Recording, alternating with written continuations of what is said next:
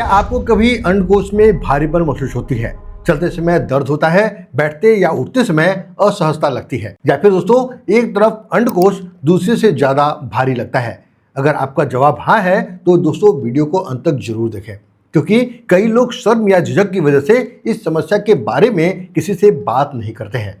कई बार दोस्तों यह साधारण कारण से होता है, लेकिन कुछ मामलों में ऐसी बीमारी का संकेत होता है जिसका समय पर इलाज बहुत ही ज्यादा जरूरी है। तो आज की वीडियो में हम जानेंगे कि अंडकोश में भारीपन या दर्द क्यों होता है, क्या यह वजह सामान्य है या कोई गंभीर कारण, कब आपको तुरंत डॉक्टर के पास जाना चाहिए और किन गलतियों को करने से आपको बचना चाहिए। चलिए दोस्तों शुरू करते हैं। सबसे पहले दोस्तों आप समझे कि अंडकोश का काम क्या होता है। अंडकोश दोस्तों पुरुष प्रजनन तंत्र की एक महत्वपूर्ण हिस्सा होता है। इसका मुख्य काम होता है शुक्राणु बनाना, मतलब कि टेस्टोस्टेरोन हार्मोन बनाना। इसकी वजह से इनका स्वस्थ रहना भी बहुत ही ज्यादा जरूरी है। किसी भी तरह का दर्द, सूजन या भारीपन शरीर का संकेत हो सकता है कि कुछ तो गड़बड़ चल रहा है। दोस्तों अब बात करते हैं कि क्या हर भारीपन गंभीर होता है।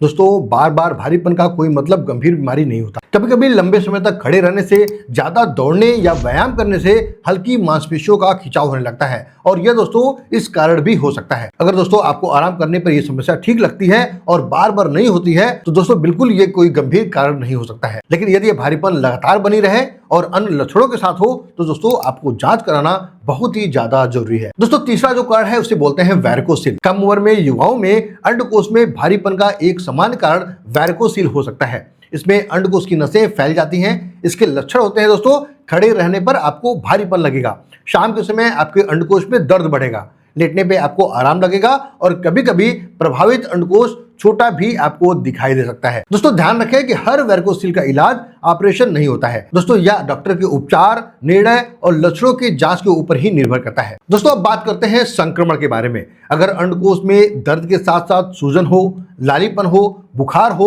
और पेशाब में जलन लगता है या फिर दर्द तेजी से बढ़ रहा है तो यह संक्रमण का संकेत हो सकता है। दोस्तों ऐसी स्थिति में डॉक्टर से तुरंत जांच करानी चाहिए। दोस्तों एक बात ध्यान रखें, खुद से एंटीबायोटिक्स लेना शुरू ना करें। दोस्तों हाइड्रोसिल में अंडकोश के आसपास पानी भर जाती है। इससे अंडकोश बड़ा दिखने लगता है, भारीपन महसूस होती है और अक्सर बहुत ज्यादा दर्द नहीं होता है। इसकी पुष्टि डॉक्टर जांच और जरूरत पड़ने पर अल्ट्रासाउंड से करते हैं। दोस्तों छठा कारण है इंग्विनल हार्निया। कभी कभी पेट का कुछ हिस्सा नीचे की ओर आ जाता है, इसे हम हार्निया कहते हैं। दोस्तों इसके लक्षण खड़े होने पर गांठ जैसा दिखाई देता है, आपको भारीपन लगता है, खांसने पर सूजन बढ़ जाता है या दर्द या खिंचाव महसूस होता है, तो ऐसे मामलों में डॉक्टर से जांच करवाना आपके लिए बेहद जरूरी हो जाता है। दोस्तों सातवां भाग और सबसे गंभीर, जिसे बोलते हैं टेस्टिकुलर टॉर्शन।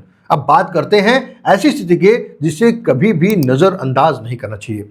अगर दोस्तों आपको बहुत ही तेज दर्द शुरू हो जाए, अंडकोश में बहुत तेज सूजन आ जाए, आपको उल्टी जैसी लगने लगे, दर्द मिनटों या घंटों तक तेजी से बढ़े, तो दोस्तों टेस्टिकुलर टॉर्शन हो सकता है। इसमें दोस्तों अंडकोश तक खून पहुंचाने वाली नसें मुड़ जाती हैं।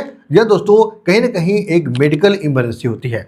ऐसी स्थिति में तुरंत अस्पताल जाना चाहिए, क्योंकि इलाज में देर होने पर अंडकोश को स्थायी नुकसान पहुंच सकता है। दोस्तों अब बात करते हैं एक बड़े प्रॉब्लम की, जिसका नाम है टेस्टिकुलर कैंसर। दोस्तों ध्यान दें कि हर दर्द कैंसर नहीं होता, लेकिन यदि अंडकोश में बिना दर्द के कठोरता, गांठ महसूस होती है और आकार बदल रहा है और लगातार सूजन रहती है तो डॉक्टर से जल्द जांच करानी चाहिए।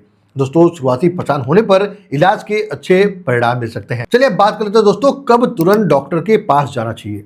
दोस्तों अगर आपको ऐसी स्थिति लग रही है तो निश्चित रूप से आप डॉक्टर से जरूर मिलिए। अगर आपको अचानक बहुत तेज दर्द होता है, दर्द के साथ बुखार होता है, अंडकोश के रंग बदलने लगते हैं, लगातार सूजन होता है, गांठ महसूस होती है और चोट के बाद लगातार दर्द रहता है, तो ऐसी स्थिति में निश्चित रूप से आपको चिकित्सक से मिलना चाहिए और अपनी सारी समस्याओं के बारे में बताना चाहिए। दोस्तों अब बात करते हैं कि क्या होम्योपैथी में इसका इलाज संभव है। दोस्तों अगर समस्या का कारण गंभीर और आपातकालीन नहीं है तो आपको होम्योपैथिक दवाइयों का सहारा लेना चाहिए। दोस्तों होम्योपैथिक लक्षण और कारणों के अनुसार उपचार का हिस्सा होती है और कहीं न कहीं बीमारी को जड़ से खत्म करने का एक बड़ा साधन भी है और बड़ा जरिया भी है। लेकिन दोस्तों याद रखिए, होम्योपैथी में एक ही दवा हर मरीज के लिए सही नहीं होती है। हर मरीज के लक्षण के अनुसार अलग अलग दवाइयां दी जाती हैं।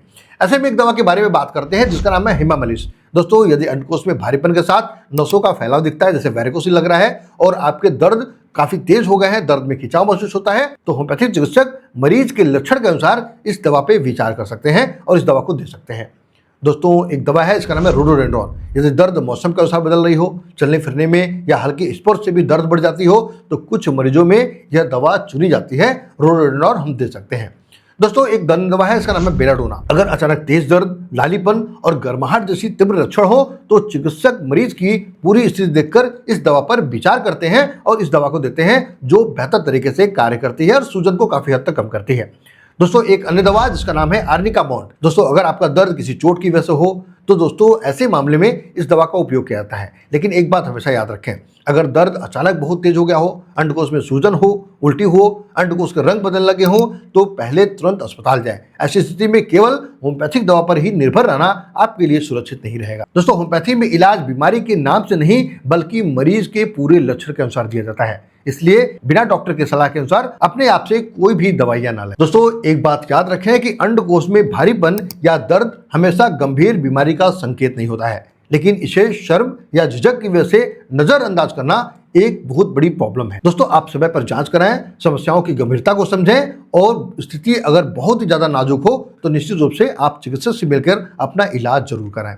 दोस्तों अगर आपको लगता है कि ये वीडियो आपके लिए जानकारीपूर्ण है और वीडियो आपको अच्छी लगती हो तो वीडियो को दोस्तों लाइक करें, चैनल को सब्सक्राइब करें और इस वीडियो को अपने दोस्तों तक शेयर जरूर करें। दोस्तों मिलते हैं फिर एक नए वीडियो में। बहुत बहुत धन्यवाद। नमस्कार।